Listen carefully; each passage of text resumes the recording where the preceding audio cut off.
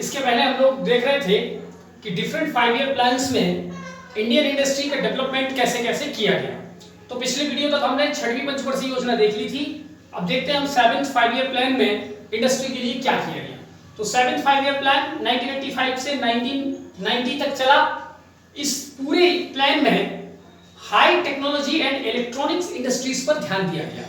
सबसे ज्यादा जो इंडस्ट्री के सेक्टर पर ध्यान दिया गया वो हाई टेक्नोलॉजी जैसे कि सुपर कंप्यूटिंग के सेक्टर में और इलेक्ट्रॉनिक्स इंडस्ट्री जैसे कि आईटी सेक्टर हो गया और आपका मोबाइल सेक्टर हो गया, टेलीकॉम सेक्टर हो गया। इस प्रकार की इलेक्ट्रॉनिक्स इंडस्ट्री पर ध्यान दिया गया और यही दौर था 85 से 90 राजीव गांधी के समय, जब भारत में आईटी रिवॉल्यूशन जैसी बातें होने लगी। ठीक है, चलिए 8th 5 ईयर प्लान देखते हैं 1992 से 1997 तक। सबसे इसके बीच में आप देख सकते हैं 1985 से 90 के बाद में 2 साल का गैप है न्यू प्लान में। तो 1990 91 फिर 91 92 तक ये जो 2 साल रहा, इसमें जो है रोलिंग प्लान्स बने एक साल का प्लान बना बीच में। ठीक है, तो बीच में यहाँ पर गैप है, तो 3 बार गैप हुआ है। एक 4th 5 ईयर प्लान के पहले, दूसरा 6th 5 ईयर प्लान के पहले और तीसरा 8th 5 ईयर प्लान के पहले। ठीक है, यहाँ पर थोड़े से कई कारणों से यहाँ पर जो है रेगुलर प्लान नहीं बन पाए, इसलिए इन तीनों पीरियड को एक शब्द में यदि बोला जाए तो प्लान हॉलिडे बोला जाता है ना। ठीक है, माने उस समय प्लान नहीं बने। तो 8th 5 ईयर प्लान में देखते हैं इसकी सबसे बड़ी जो खूबी है 8th 5 ईयर प्लान की, इसी पंचवर्षीय योजना में भारत में एलपीजी पॉलिसी लेकर के आई गई। एलपीजी का मतलब है, एल का मतलब है लिबरलाइजेशन यानी हिंदी में उदारीकरण, पी का मतलब प्राइवेटाइजेशन माने निजीकरण और जी का मतलब ग्लोबलाइजेशन यानी वैश्वीकरण। ये 3 अलग अलग टर्मिनोलॉजी है। लिबरलाइजेशन का मतलब होता है कि सरकार अपने नियम को कुछ लिबरल करेगी, यानी इसके पहले तक इंडस्ट्री सेक्टर में जो है प्राइवेट सेक्टर को कम छूट दिया जाता था, या जो भी छूट थे प्राइवेट कंपनीज को उसके लिए सरकार के नियम कानून बहुत ज्यादा कॉम्प्लेक्स हुआ करते थे। लिबरलाइजेशन का मतलब यह है कि सरकार अब प्राइवेट सेक्टर के लिए ढील देगी, अपने नियम कानून को थोड़ा सा लिबरल करेगी, आसान नियम कानून बनाएगी ताकि प्राइवेट सेक्टर भारत के इंडस्ट्रीज में पार्टिसिपेट कर सके। ये हो गया लिबरलाइजेशन। प्राइवेटाइजेशन का मतलब यह है कि प्राइवेट सेक्टर को भी अब महत्व दिया जाएगा। इसके पहले जितनी इंडस्ट्री में जितना कुछ प्रोडक्शन भारत में होता था उसमें प्राइवेट सेक्टर को सबसे ज्यादा पब्लिक सेक्टर को सबसे ज्यादा बल दिया जाता था और प्राइवेट सेक्टर की एंट्रीज पर एक प्रकार से रोक लगा रखी थी। तो अब इस प्राइवेटाइजेशन वाली पॉलिसी में यह है कि हम प्राइवेट कंपनीज को भी अपने इंडस्ट्रीज में टेक पार्ट करने का अवसर देंगे और उनके लिए भी वही नियम कानून बनाएंगे जो पब्लिक सेक्टर के लिए होते हैं। और जी का मतलब है ग्लोबलाइजेशन, और ग्लोबलाइजेशन का मतलब यह है कि भारतीय अर्थव्यवस्था को शेष दुनिया के लिए छोड़ देना, खुला छोड़ देना, यानी अब दुनिया की डिफरेंट कंपनीज भारत में आकर के इन्वेस्टमेंट कर सकती है। ठीक है, तो यहां से ग्लोबलाइजेशन की शुरुआत होती है। तो ये एलपीजी पॉलिसी, ठीक है, इसी एलपीजी पॉलिसी को जो है नरसिम्हा राव मनमोहन सिंह मॉडल या राव सिंह मॉडल भी कहा जाता है, क्योंकि उस समय प्रधानमंत्री नरसिम्हा राव थे और फाइनेंस मिनिस्टर उस समय मनमोहन सिंह थे, और उन्हीं का ये मॉडल जो था एलपीजी पॉलिसी लेकर के आने का। ठीक है, तो यहां से शुरू हुआ और यहीं से इंडियन इकोनॉमी की ओपननेस और इंडियन इकोनॉमी का जो लिबरलाइजेशन है वो यहां से शुरू होता है। ये सब क्यों किया गया, इसकी क्या जरूरत पड़ी, ये हम इकोनॉमिक्स पर डिटेल से समझेंगे। इसी समय India became WTO member on 1 January 1995। WTO का मेंबर वही देश बनता है जो अपनी इकोनॉमी को शेष दुनिया के लिए खोल देता है, यानी उस देश की कंपनियां विदेशों में कहीं भी निवेश कर सकती हैं और दुनिया भर की कंपनियां उस देश में आकर निवेश कर सकती हैं, यानी इंपोर्ट एक्सपोर्ट का फ्री फ्लो जो है वो शुरू हो जाता है। अंतरराष्ट्रीय व्यापार में किसी प्रकार की कोई बाधा उत्पन्न नहीं की जा सकती। तो इस प्रकार की पॉलिसी 1991 में भारत लेके आया, इसलिए वो WTO मेंबर बनने का हकदार हो गया और 1995 तक आकर भारत WTO का मेंबर बन गया। अब हम देखते हैं 9वीं पंचवर्षीय योजना 1997 से 2002 तक ये योजना चली। इसमें पहली बार भारत में PPP मोड पर काम किया गया। PPP मोड माने पब्लिक प्राइवेट पार्टनरशिप के हिसाब से भारत में काम किया जाएगा। इस समय हाईवेज वगैरह का काफी तेजी से डेवलपमेंट किया गया, national highway authority of India इत्यादि बनाए गए। तो इस प्रकार से इंफ्रास्ट्रक्चर डेवलपमेंट और उस पर ट्रिपल पी मोड पर इस योजना में सबसे ज्यादा बल दिया गया। इसके अलावा कुछ छोटे मोटे इंडस्ट्रीज पर बहुत ज्यादा ध्यान दिया गया, cement industry, coal industry, consumer good industry इत्यादि पर विशेष ध्यान जो है वो दिया गया। ठीक है, कंज्यूमर गुड्स का मतलब होता है उपभोक्ता वस्तुएं। वस्तुएं दो प्रकार की होती हैं, एक वो जो व्यक्ति उपयोग में लाता है, जिसको वह पहनता है, खाता है, ठीक है, या कंज्यूम कर लेता है। ठीक है, ऐसे चीजों को बोलते हैं कंज्यूमर गुड्स। इसके अलावा ऐसी वस्तु जिससे हम कैपिटल का जनरेशन करते हैं, जैसे मान लीजिए हमारे पास एक मकान है और अगर हम उसमें खुद रह रहे हैं तो वो हमारे लिए कंज्यूमर गुड्स है। लेकिन अगर हमारे पास दो मकान है, एक मकान में हम रह रहे हैं, दूसरा मकान हमने किराए पे दे दिया, तो वो किराए वाला मकान जिससे हम पैसा अर्न कर रहे हैं हमारे लिए कंज्यूमर गुड्स नहीं है, कैपिटल गुड्स है। तो ऐसे गुड्स जिससे आगे हम पैसा अर्न कर सकते हैं, फाइनली हम कंज्यूम नहीं करते, ठीक है, उसको कंज्यूमर गुड्स कहते हैं, सॉरी कैपिटल गुड्स कहते हैं। तो कंज्यूमर गुड्स और कैपिटल गुड्स, तो कैपिटल गुड्स में विभिन्न प्रकार की मशीनरी, लैंड, ये तमाम चीजें आती हैं जिससे हम पैसा अर्न करते हैं। ठीक है, चलिए 9वीं पंचवर्षीय योजना हुई। अब हम देखते हैं 10वीं पंचवर्षीय योजना। 10वीं पंचवर्षीय योजना का जो कार्यकाल था वो 2002 से 2007 तक। इस योजना में एक अनेक कदम उठाए गए, जैसे कि मार्केट एक्सेस इनिशिएटिव्स MAI, यानी भारत की जो वस्तुएं हैं अब वो दुनिया भर के बाजारों तक पहुंचाई जाएंगी। ठीक है, इसको कहा जाता है मार्केट एक्सेस इनिशिएटिव्स, बाजारों तक वस्तुओं की पहुंच सुनिश्चित करना। इसी समय स्पेशल इकोनॉमिक जोन 2005 में और एक्सपोर्ट प्रमोशन के लिए बहुत कुछ काम किया गया। यानी भारत अब पूरी दुनिया के लिए हमारी इकोनॉमी खुल चुकी थी, तो हमें भी अपने यहाँ जो बनने वाली चीजें हैं उनको एक्सपोर्ट करना था। क्योंकि इकोनॉमी का खुलने का मतलब ये नहीं कि दुनिया भर के कंपनीज भारत में आकर के निवेश करें, भारत की कंपनियों को और भारत की चीजें भी दुनिया भर के बाजारों में पहुंचे, इसको पर भी हमें ध्यान देना था।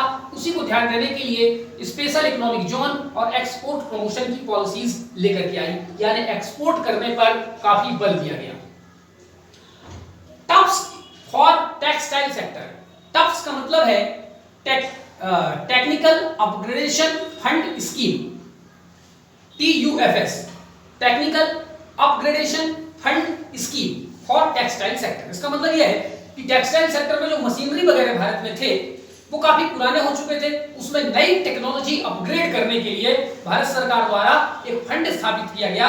उसी फंड से टेक्सटाइल सेक्टर को पैसा दिया गया ताकि अब वहां पर नई मशीनरी इत्यादि बुला करके टेक्सटाइल सेक्टर का अपग्रेडेशन किया जा सके।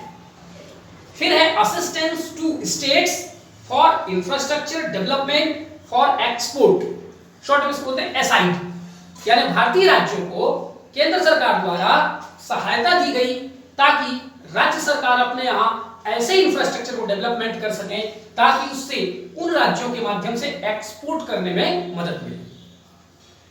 11वीं पंचवर्षीय योजना 2007 से 2012 तक चली। इसमें बल दिया गया industrialization that brings a faster reduction in poverty, यानी इंडस्ट्रियलाइजेशन इस तरीके से भारत में किया जाएगा जिसका लाभ केवल पूंजीपतियों को ना मिले बल्कि आम आदमी को भी मिले और भारत में गरीबी, बेरोजगारी जैसे जो समस्याएं हैं वो भी इंडस्ट्रियलाइजेशन के माध्यम से कम हो सके। यानी इस योजना में इंडस्ट्री को एक ऐसा टूल माना गया जो भारत में अनएम्प्लॉयमेंट और पॉवर्टी जैसी समस्याओं को कम कर सकता है। 12वीं पंचवर्षीय योजना 2012 से 2017, इसमें job creation and inclusive growth पर बल दिया गया। माने भारत के इंडस्ट्री सेक्टर में भी हम जॉब बनाएंगे और इंडस्ट्री सेक्टर में ज्यादा से ज्यादा लोगों को हम ला सकें, इस चीज पर जो है बल दिया गया। इस प्रकार से पहली से 12वीं पंचवर्षीय योजना तक इंडस्ट्री के लिए क्या क्या किया गया हमने इसको एक संक्षेप में समझ लिया। अब हम देखते हैं भारत में डिफरेंट इंडस्ट्रियल पॉलिसीज, भारत में उद्योगों का विकास कैसे होगा, उसके लिए समय समय पर जो सरकारें आती हैं वो विभिन्न नियम कानून बनाती हैं, जिसे इंडस्ट्रियल पॉलिसी या इंडस्ट्रियल पॉलिसी रेजोल्यूशन या इंडस्ट्रियल पॉलिसी स्टेटमेंट के नाम से जाना जाता है। हम लोग उसको शॉर्ट में केवल इंडस्ट्रियल पॉलिसीज बोलेंगे। पहली बार इंडस्ट्रियल पॉलिसी जो है 1948 में बनाई गई, ये भारत की पहली इंडस्ट्रियल पॉलिसी थी। तो जहां जहां मैं IP लिखा हूं उसका मतलब इंडस्ट्रियल पॉलिसी 1948, ठीक, भारत की पहली इंडस्ट्रियल पॉलिसी। उस समय भारत के मिनिस्टर कौन थे, यानी इंडस्ट्री मिनिस्टर कौन थे? उस समय भारत के इंडस्ट्री मिनिस्टर थे श्यामा प्रसाद मुखर्जी, भारत के पहले इंडस्ट्री मिनिस्टर, ठीक है। चलिए देखते हैं इस योजना में, इस पॉलिसी में क्या क्या था। डिक्लेयर्ड इंडिया अ मिक्स्ड इकोनॉमी। इस पॉलिसी ने यह डिक्लेयर किया कि भारत एक मिश्रित अर्थव्यवस्था होगा, एक मिक्स्ड इकोनॉमी होगा। इसका मतलब भारत में पब्लिक सेक्टर भी होंगे और प्राइवेट सेक्टर भी होंगे। ऐसी इकोनॉमी को मिक्स्ड इकोनॉमी कहा जाता है, जिसमें पब्लिक सेक्टर भी काम करते हैं, प्राइवेट सेक्टर भी काम करते हैं। ठीक है। दुनिया के उन देशों में जहां पर केवल पब्लिक सेक्टर काम करते हैं उनको हम समाजवादी देश कहते हैं, सोशलिस्टिक कंट्री कहते हैं। और जहां पर केवल प्राइवेट कंपनियां होती हैं, पब्लिक सेक्टर की कंपनियां नहीं होती, ऐसे देशों को हम कैपिटलिस्टिक कंट्री कहते हैं। तो इंडिया के सामने दो मॉडल था, एक अमेरिका का मॉडल जो कैपिटलिस्ट कंट्री था, दूसरा रसिया का मॉडल जो सोशलिस्टिक कंट्री था। हमने कहा कि हम दोनों मॉडल को एक्सेप्ट नहीं करेंगे, बल्कि दोनों मॉडल का मिला जुला रूप एक्सेप्ट करेंगे। इसीलिए हमने कहा कि इंडिया एक मिक्स्ड इकोनॉमी होगा, जिसका मतलब है पब्लिक सेक्टर प्राइवेट सेक्टर दोनों काम करेंगे। इसका दूसरा मतलब यह भी है कि भारत की इकोनॉमी में कुछ लक्षण कैपिटलिस्टिक इकोनॉमी के होंगे और कुछ लक्षण सोशलिस्टिक इकोनॉमी के होंगे। ठीक है, यानी कुछ नियम कानून जो अमेरिका में पाए जाते हैं वो भारत में भी होंगे, और कुछ जो रसिया में पाए जाते थे वो भी भारत में होंगे। दोनों का मिला जुला स्वरूप भारत में होगा। हमने एक्सट्रीम पाथ को जो है नहीं लिया, यानी हम केवल सोशलिस्टिक कंट्री नहीं बने या केवल कैपिटलिस्टिक कंट्री नहीं बने। दूसरी बात, प्रोहिबिटेड फॉरेन इन्वेस्टमेंट। इस पॉलिसी में यह कहा कि अभी भारत विदेशी निवेश के लिए तैयार नहीं है, क्योंकि विदेशी निवेश के लिए एक स्ट्रॉन्ग रुपी और अदर कंट्रीज के साथ में एक्सचेंज रेट, रुपी की ताकत होनी चाहिए, भारतीय अर्थव्यवस्था में कुछ मजबूती होनी चाहिए। तो India is not prepared so far, इसलिए भी हम विदेशी निवेश को बढ़ावा नहीं देंगे। तीसरी बात, इस पॉलिसी ने classified industries into 4 broad categories. Bharat में जितने प्रकार के उद्योग थे उसको 4 भागों में बांटा गया इस पॉलिसी में। पहला है स्ट्रेटेजिक इंडस्ट्रीज, रणनीतिक उद्योग। इस उद्योग के अंतर्गत जो रणनीतिक उद्योग डिक्लेयर किए गए वो 3 उद्योग थे। ऐसे 3 उद्योग कौन थे? आर्म्स एंड एम्यूनिशंस, माने हथियार गोला बारूद। दूसरे नंबर पे एटॉमिक एनर्जी, परमाणु ऊर्जा, और तीसरे नंबर पे रेल ट्रांसपोर्ट। इन 3 इंडस्ट्रीज को भारत में स्ट्रेटेजिक इंडस्ट्रीज का दर्जा दिया गया और इस पर सेंट्रल गवर्नमेंट की मोनोपोली थी, अर्थात इन 3 चीजों के लिए नियम कानून, प्रोडक्शन, रेगुलेशन सभी कुछ सेंट्रल गवर्नमेंट कर सकती थी। ठीक है, तो प्रोडक्शन सेंट्रल गवर्नमेंट की मोनोपोली थी और production only by public sector undertakings, केंद्र सरकार की पब्लिक सेक्टर ही इन चीजों में टेक पार्ट कर सकती थी। इसके अंतर्गत 3 इंडस्ट्रीज शामिल थे, हम लोगों ने इसको बता दिया। ये था पहला, स्ट्रेटेजिक इंडस्ट्रीज। दूसरी थी बेसिक या की इंडस्ट्रीज। बेसिक या की इंडस्ट्रीज के अंतर्गत जो इंडस्ट्रीज आती थी उसमें जो प्रोडक्शन था, ये प्रोडक्शन बाय पब्लिक सेक्टर भी किया जा सकता था और प्राइवेट सेक्टर भी किया जा सकता था। यानी इसमें एंट्री पब्लिक सेक्टर के लिए भी ओपन थी और प्राइवेट सेक्टर के लिए भी ओपन थी। 6 इंडस्ट्रीज के अंदर थी। जो बेसिक या की इंडस्ट्रीज थी उसके अंदर 6 इंडस्ट्रीज थी।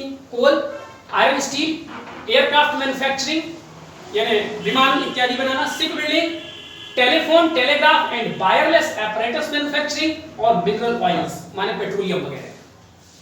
ये 6 इंडस्ट्रीज को बेसिक या की इंडस्ट्रीज में रखा गया, जिसमें पब्लिक और प्राइवेट दोनों पार्टिसिपेट कर सकते थे। लेकिन एक शर्त ये भी थी इसमें, industry will be set up by PSUs only, यानी इन 6 सेक्टर में भी इंडस्ट्री की सेटअप केवल पब्लिक सेक्टर एंटरप्राइज कर सकते हैं, बट एग्जिस्टिंग प्राइवेट प्लेयर्स में कंटिन्यू। लेकिन इस नियम के पहले अगर इन 6 इंडस्ट्रीज पर कोई प्राइवेट कंपनी काम कर रही थी तो वो कंटिन्यू कर सकती है। ठीक है, ये था बेसिक या की इंडस्ट्रीज। तीसरे नंबर पे हम आते हैं इंपॉर्टेंट इंडस्ट्रीज, महत्वपूर्ण उद्योग।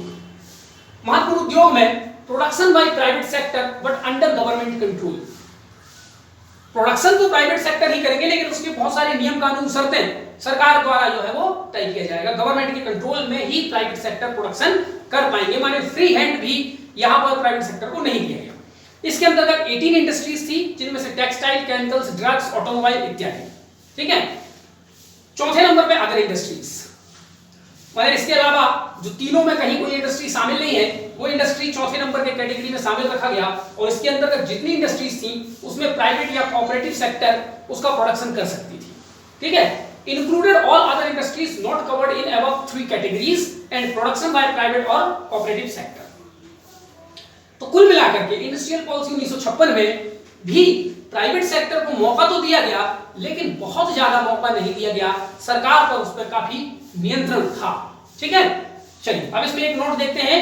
द इंडस्ट्रियल जो 48 का वो था, the industrial development and regulation act 1951 was passed to implement industrial policy 1948। अब इंडस्ट्रियल पॉलिसी 1948 जो लाया गया, उसको कानून की शक्ल देने के लिए कि जैसा इस पॉलिसी में बताया गया है वैसा ही कानून लागू होगा, उसके लिए कानून 1951 में पास किया गया। उस कानून का नाम था द इंडस्ट्रियल, ब्रैकेट में D&R का मतलब है डेवलपमेंट एंड रेगुलेशन एक्ट 1951। ठीक है, तो हर पॉलिसी को पास करने के लिए एक्ट बनाना होता है। ठीक है, पार्लियामेंट की इजाजत लेनी पड़ती है। तो ये हो गया हमारा इंडस्ट्रियल पॉलिसी 1948। अब हम बात करते हैं इंडस्ट्रियल पॉलिसी 1956 की, भारत की दूसरी इंडस्ट्रियल पॉलिसी। इस इंडस्ट्रियल पॉलिसी को कहा जाता है, it is known as economic constitution of India. इसे भारत की आर्थिक संविधान के नाम से जाना जाता है, और एक दूसरा नाम भी इसका दिया गया है, the Bible of state capitalism, यानी राज्य पूंजीवाद का बाइबल इस पॉलिसी को कहा जाता है। क्यों कहा जाता है? क्योंकि इसमें कुछ महत्वपूर्ण कदम उठाए गए। क्या कदम उठाए गए देखते हैं। इसमें पहला कदम उठाया गया, prevent rise of private monopolies and strengthen PSUs. इस पॉलिसी में बात किया गया कि प्राइवेट सेक्टर की मोनोपोली यदि कहीं पर है, एक तो थी नहीं, 1948 में ऐसी व्यवस्था की गई थी कि प्राइवेट सेक्टर को काफी लिमिटेड स्कोप दिया गया था, लेकिन फिर भी जो चौथे नंबर पे हमने लिखा था कि अदर इंडस्ट्रीज, इसमें प्राइवेट कंपनी को खुले तौर पर छूट दिया गया था। तो कुछ इंडस्ट्रीज में प्राइवेट कंपनीज की मोनोपोली बढ़ने लगी थी, तो उस मोनोपोली को रोकने के लिए इस पॉलिसी में कदम उठाया गया कि प्राइवेट कंपनीज की मोनोपोलीज पर रोक लगाई जाएगी और पब्लिक सेक्टर को ही जो है उठाया जाएगा, पब्लिक सेक्टर पर ही ज्यादा बल दिया जाएगा। फॉरेन इन्वेस्टमेंट को अलाउ कर दिया गया, माने विदेश से निवेश भारत में किया जा सकता है, लेकिन सिलेक्टिव तरीके से। इसके अलावा it classified industries into 3 categories. इसने भारत के उद्योगों को 3 भागों में बांटा। इंडस्ट्रियल पॉलिसी 1948 ने 4 भागों में बांटा था, इन्होंने 3 भागों में बांटा। देखते हैं, इंडस्ट्री को 3 शेड्यूल में बांटा गया। शेड्यूल ए, इसमें 17 इंडस्ट्रीज को रखा गया और exclusively reserve for state owned PSUs, यानी राज्य के पब्लिक सेक्टर एंटरप्राइज ही इन 17 इंडस्ट्रीज में प्रोडक्शन कर सकते हैं। इनमें से सेंट्रल गवर्नमेंट के लिए 4 सेक्टर रखे गए और स्टेट गवर्नमेंट के लिए 13 सेक्टर रखे गए। तो सेंट्रल गवर्नमेंट के लिए जो 4 सेक्टर थे वो थे आर्म्स एंड एम्यूनिशंस, यानी ए एंड ए। ए का मतलब एटॉमिक एनर्जी, फिर रेल ट्रांसपोर्ट और एयर ट्रांसपोर्ट। ये 4 सेक्टर सेंट्रल गवर्नमेंट के लिए और बाकी 13 सेक्टर स्टेट गवर्नमेंट के लिए। ठीक है, वो हमें जानने की जरूरत नहीं है। शेड्यूल बी में 12 इंडस्ट्रीज को रखा गया और इसमें पब्लिक सेक्टर और प्राइवेट सेक्टर दोनों पार्टिसिपेट कर सकते थे।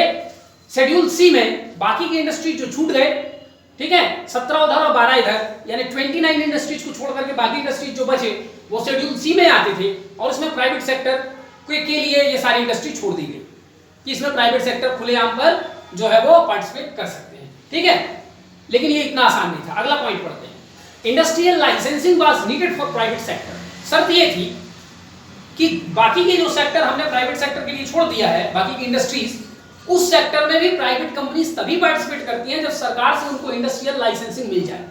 इंडस्ट्रियल लाइसेंसिंग का मतलब यह है कि प्राइवेट सेक्टर को भारत सरकार से एक लाइसेंस लेना पड़ेगा कि मैं इस फलाने इंडस्ट्री में अपना प्रोडक्शन स्टार्ट करना चाहता हूं। और ये लाइसेंस की प्रक्रिया इतनी कठोर हुआ करती थी, इतनी कठिन हुआ करती थी कि बड़ी मुश्किल से लाइसेंस मिलता था।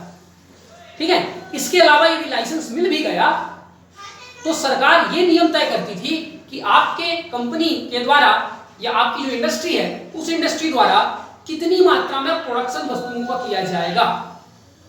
अगर सरकार को लगता था कि बाजार में इन्फ्लेशन बहुत ज्यादा है तो वो कंपनियों को कह देता था प्रोडक्शन ज्यादा करो। ठीक है, यदि इन्फ्लेशन नहीं है, डिफ्लेशन जैसी स्थिति है तो प्रोडक्शन कम कर दो। यानी कुल मिलाकर प्राइवेट सेक्टर में भी जो है वो 3 प्रकार की व्यवस्थाएं थी, permit, quota and license raj. इस पूरे इंडस्ट्रियल पॉलिसी 1956 को एक शब्द में permit, quota and license raj policy कहा गया। परमिट का मतलब यह है कि भारत सरकार से बिना परमिट के आप इंडस्ट्री में ओपन नहीं कर सकते। दूसरी बात, कोटा तय किया जाता था कि आप कितनी मात्रा में वस्तुओं का प्रोडक्शन कर सकते हैं। और लाइसेंस राज का मतलब बिना लाइसेंस के आप इंडस्ट्री नहीं खोल सकते थे, इसलिए इसको परमिट, कोटा एंड लाइसेंस राज के नाम से जाना गया। दूसरे भाषा में इसको इंस्पेक्टर राज कहा जाता है। इंस्पेक्टर राज का मतलब यह है कि प्राइवेट सेक्टर की हर चीज को इंस्पेक्ट किया जाएगा। परमिट है नहीं है चेक किया जाएगा, लाइसेंस है नहीं है चेक किया जाएगा, जितनी मात्रा में सरकार ने प्रोडक्शन तय किया कि आप उतना ही प्रोडक्शन कर रहे हैं, उससे ज्यादा या कम तो नहीं कर रहे, तो बार बार इसमें इंस्पेक्ट किया जाएगा आपकी गतिविधियों को, इसलिए इसको इंस्पेक्टर राज के नाम से भी जाना गया। इसकी बड़ी निंदा हुई, प्राइवेट सेक्टर ने इसकी काफी निंदा की। खैर हम आगे बढ़ते हैं। इंडस्ट्रियल पॉलिसी 1977, इसमें promotion of small scale and cottage industries का लक्ष्य रखा गया। ठीक है, इस समय सरकार बदल रही थी 1977 में और जनता पार्टी की सरकार आई थी। ठीक है, इन्होंने लक्ष्य रखा था promotion of small scale and cottage industry, माने छोटे छोटे उद्योग एवं कुटीर उद्योगों को बढ़ावा दिया जाए। वर्कर्स पार्टिसिपेशन इन मैनेजमेंट, क्योंकि इस समय जो कामगार लोग थे, मजदूर लोग थे, वो बार बार हड़ताल में चले जाते थे, तो इन हड़ताल इत्यादि को रोकने के लिए इस पॉलिसी में शर्त रखी गई कि जो कामगार हैं, वर्कर्स हैं, उनको भी मैनेजमेंट में पार्टिसिपेशन दिया जाएगा, यानी मैनेजमेंट में, प्रबंधन के कार्य में उनकी भी भागीदारी जो है सुनिश्चित की जाएगी, और जो वर्कर यूनियन वगैरह के लीडर हैं उनको भी मैनेजमेंट में शामिल किया जाएगा, ताकि नियम कानून जो बनाए जाएं उसमें लेबर्स का भी पार्टिसिपेशन हो।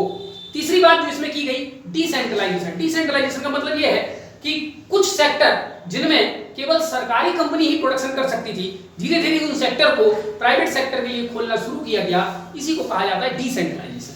और चौथी बात इसमें की गई, MNCs were not allowed. MNCs were not allowed का मतलब फॉरेन इन्वेस्टमेंट को अलाउ नहीं किया गया, मल्टीनेशनल कंपनीज भारत में नहीं आ सकती थी। तो इस प्रकार से हमने ये 3 इंडस्ट्रियल पॉलिसीज यहां पर किया।